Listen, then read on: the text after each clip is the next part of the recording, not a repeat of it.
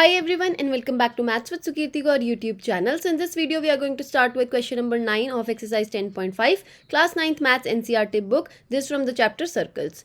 तो हम आ गए हैं क्वेश्चन नंबर 9th पर. Let us read it. Two circles intersect at two points B and C. Through B, two line segments ABD and PBQ are drawn to intersect the circles at A, D and PQ respectively.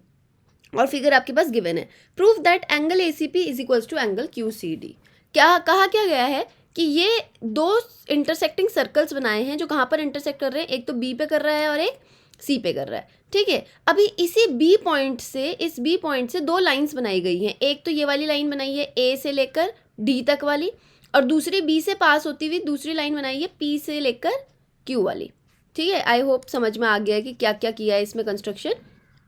अच्छा, तो हमें क्या बोला गया भाई, हमें क्या करना है, हमें करना है ACP एंगल, जो ये वाला एंगल है ये मार्क कर रखा है इन्होंने. ठीक है, ACP एंगल को हमें प्रूव करना है QCD ये वाले एंगल के इक्वल. ठीक है, अब ये लगने देखने में तो ऐसा लग रहा है जैसे मकड़ी का जाला हो. तो आप बोल कि क्या पकड़ा दिया मैम हमें, हम क्या कैसे करें अब इसे. तो कैसे करना है ये आप ध्यान से देखना. सॉल्यूशन पता है क्या, देखने में बहुत ज़्यादा मुश्किल है पर करने में ना बहुत ज़्यादा इजी है, आपको पता चलेगा अभी. सबसे पहली स्टेटमेंट मतलब थ्योरम जो इसमें यूज़ होने वाली है वो है angle formed on the same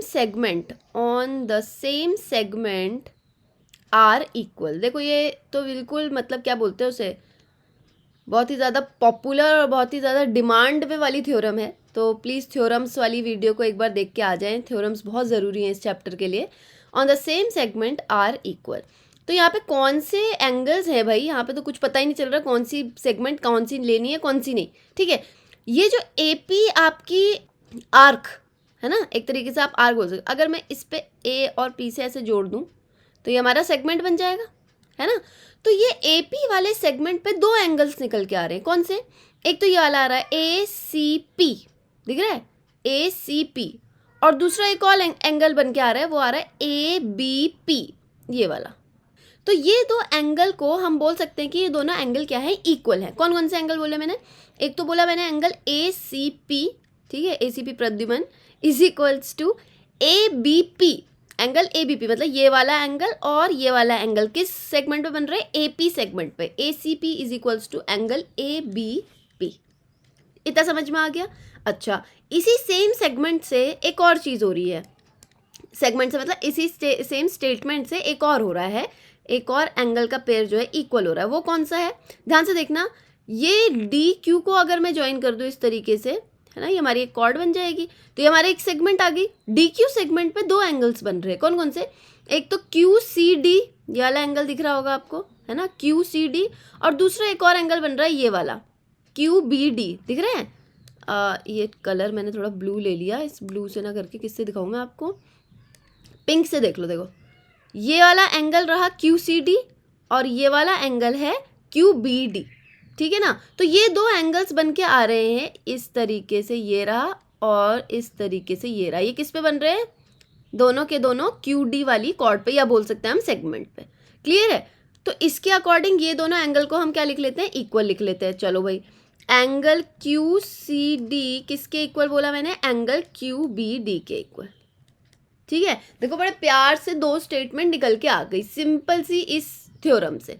ठीक है, अच्छा अब नेक्स्ट स्टेटमेंट क्या है, यहाँ पे आप देख सकते हैं यहाँ पे कि एंगल ABP ये वाला एंगल, ठीक है, और दूसरी तरफ उसके जस्ट ऑपोजिट पे एंगल QBD ये दिख रहा है. तो यहाँ पे कैसा एंगल फॉर्म हो रहा है, ध्यान से देखना. ये AD इस तरीके से गई हुई है और PQ इस तरीके से गई हुई है, और ये हमारे दो एंगल्स निकल के आ रहे हैं. एक तो ये वाला है ना, मैं इसको अगर PQ बोल दूं और इसको मैं AD बोल दूं तो ये हमारे एंगल्स निकल के आ रहे हैं ये वाले, है ना, और ये है हमारा B इंटरसेक्टिंग पॉइंट, है ना. तो ये जो दो इंटरसेक्टिंग लाइंस के बीच में ऐसे एंगल्स बनते हैं ऑपोजिट वाले, इनको क्या बोलते हैं हम, वर्टिकली ऑपोजिट एंगल. क्या बोलते हैं, vertically opposite angle. In case आपको इस पूरे फिगर में नहीं समझ में आ रहा तो मैंने थोड़ा ओपन करके भी दिखा दिया. तो ये वर्टिकली ऑपोजिट एंगल हो जाएंगे. तो क्या मैं लिख सकती हूँ कि एंगल QBD मतलब ये वाला, है ना, इक्वल है एंगल ABP के. कैसे, वर्टिकली ऑपोजिट एंगल्स। इस वाले पॉइंट से हम इन दोनों को इक्वल बोल सकते हैं, ठीक है। और ये वाले के लिए मैंने ऊपर ये वाली थ्योरम दे दी थी। नाउ इसके थ्रू क्या हुआ, ध्यान देना, ACP किसके इक्वल था, ABP के, ठीक है। तो क्या मैं इस ABP की जगह एंगल ACP को लिख सकती हूँ, बिल्कुल लिख सकती हूँ भाई। और QCD इक्वल था QBD के, तो इस QBD के जगह मैं एंगल QCD लिख सकती हूँ, बिल्कुल लिख सकती हूँ, है ना। तो इनको ना ऐसे नंबर दे देते हैं, ये 1, इस वाली इक्वेशन का दे देते 2, है ना, और ये हमारी लास्ट इक्वेशन थी। अब यहाँ पे ऐसे लिख देते हैं बाय 1 and 2, ऐसा लिख दिया हमने रीजन में, ठीक है, कि हमने QBD के जगह QCD क्यों डाला और ABP की जगह ACP क्यों डाला। क्लियर है। तो प्रूफ क्या करना था भाई, ध्यान से देखो यहाँ पे, angle ACP is equals to angle QCD, तो आ गया angle ACP is equals to QCD, खत्म, यहीं पे सॉल्यूशन। इतना इजी है, देखो 4 स्टेटमेंट में पूरा काम बन जाएगा। चलते हैं नेक्स्ट क्वेश्चन पे। Here if circles, question number 10 है, if circles are drawn taking 2 sides of a triangle as diameters, prove that the point of intersection of these circles lie on the third side. क्या करेंगे इसमें, सबसे पहले तो ना हम एक काम करते हैं, हम बना लेते हैं अच्छे से सर्कल्स। ये हमारे 2 इंटरसेक्टिंग सर्कल्स बना दिए मैंने। तो इन पे बोला गया है कि if circles are drawn taking 2 sides of a triangle as diameters, ठीक है, कि सर्कल को ड्रॉ किया और 2 साइड्स ऑफ क्या ट्राइंगल को हमने एज डायमीटर ले लेना है। तो अगर ये मेरे 2 इंटरसेक्टिंग सर्कल हैं और इन पे इस तरीके से देखो, ध्यान से देखना, ये इसका अगर मैं ऐसा डायमीटर बना दूं यहाँ पे, है ना, और इस वाले का डायमीटर देखो सेंटर से पास करता हुआ मैं ऐसा बना दूं, ठीक है, ये मेरा सेंटर है यहाँ पे। तो इस तरीके से ये 2 साइड बन के आ गई, और यहाँ से हम तीसरी साइड को कैसे ज्वाइन कर लेंगे, ऐसे ज्वाइन कर लेते हैं, ये, ठीक है। तो ये मेरा ट्राइंगल बन गया। अब बोला गया prove that the point of intersection of these circles lie on the third side. मतलब क्या है कि जो पॉइंट ऑफ इंटरसेक्शन है, जैसे ये वाला है ना, पॉइंट ऑफ इंटरसेक्शन क्या है इन दोनों का, ऐसे तो ये दोनों पॉइंट है पॉइंट ऑफ इंटरसेक्शन, बट जो थर्ड साइड है वो हमारी ये वाली है, ठीक है। इसको नाम दे देते हैं PQ एंड R। तो उसने बोला है कि फॉर सपोज ये वाला पॉइंट अगर M था, तो हमें प्रूव करना है to prove M lies on the third side. वो थर्ड साइड कौन सी है, M लाइज ऑन QR, क्योंकि 2 साइड एज डायमीटर्स तो हमने PQ और PR ले ली। क्लियर हो रही है ये बात, ठीक है। चलो चलते हैं इसकी प्रूविंग की तरफ, कैसे करेंगे इसको, ध्यान से देखना। सबसे पहले तो मैं इसको ज्वाइन कर लेती हूँ, थोड़ा सा कंस्ट्रक्शन, ठीक है, PM को हमने कर लिया ज्वाइन। अब ध्यान से देखना, क्या आपको ये बात पता है कि एंगल QMP है ना इक्वल हो जाएगा 90 डिग्री के, राइट एंगल हो जाएगा। भाई क्यों हो जाएगा, रीज़न दे सकता है कोई यहाँ पे। अगर किसी को थ्योरम याद हो तो एंगल इन अ सेमी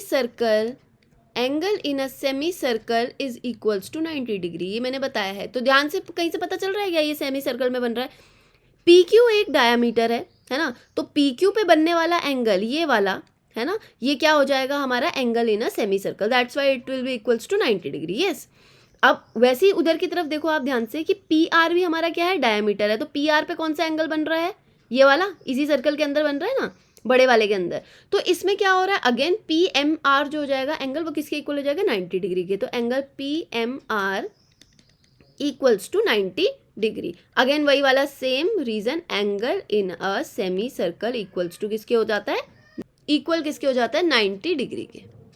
अब यहाँ से एक पॉइंट निकल के आ रहा है, वो क्या है कि अगर मैं एंगल QMP को प्लस कर दूं एंगल PMR में, तो हमारे पास क्या निकल के आएगा, ध्यान से बताना। QMP किसके इक्वल है, 90 डिग्री के, PMR किसके इक्वल है, 90 डिग्री के। तो ये एंगल कितना आ रहा है, 180 डिग्री। इट मीन्स व्हाट, तो यहाँ से हमारे पास एक बड़ा की पॉइंट निकल के आ रहा है, वो क्या है कि QR जो है वो क्या हो जाएगी, इज अ स्ट्रेट लाइन, भाई स्ट्रेट लाइन तो है ही, क्योंकि दोनों एंगल का सम कितना आ रहा है हमारा, 180 डिग्री के इक्वल आ रहा है ना। तो 180 डिग्री के इक्वल आने का मतलब है कि ये QR एक स्ट्रेट लाइन थी, एंड कौन कौन से point, and points Q comma M comma R lie on a straight line, lie on a straight line, या फिर एक और चीज बोल सकते हैं these points are collinear, these points are collinear. collinear points क्या होते हैं भाई? ऐसे points जो ज्वाइन होने पर एक स्ट्रेट लाइन बनाए, है ना, जो स्ट्रेट लाइन में पड़ रहे हो उनको बोलते हैं collinear point. these points are collinear. so हमें क्या प्रूव करना था? m lies on QR. so m lies on QR. भाई जब तीनों पॉइंट्स क्या हैं? कोलिनियर हैं, मतलब वो एक स्ट्रेट लाइन बना रहे हैं. इसका मतलब क्या है कि m जो है किसके ऊपर पड़ रहा था? QR के ऊपर पड़ रहा था. ठीक हो गई बात? तो हेंस प्रूव्ड. बस इतना सा करना था इसमें, ये भी हमारा प्रूव हो गया. तो भाई इस सबसे अच्छी बात तो इस वीडियो की थी कि इसमें जो ये वेब जैसा दिखने वाला जो इतना भयानक सा ये डायग्राम दिख रहा था, इसका सोल्यूशन बड़ा प्यारा है. इसका तो मतलब इमीडिएट आ जा रहा है अगर किसी को सीखना है तो. ठीक है, तो ये 2 क्वेश्चन हमने इस वीडियो में कंप्लीट कर लिए. हम स्टार्ट करेंगे next question in next video. If you have understood both of the solutions, please like the video. If you haven't subscribed the channel yet, please subscribe to the channel. Also hit the bell icon so that you never miss any update. If you have any query regarding these questions or any another question to ask, please comment me in the comment box. Till then, take care. Bye bye.